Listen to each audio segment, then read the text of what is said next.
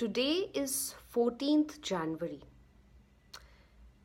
In fact, 13 days हम नए साल के स्पेंड कर चुके हैं.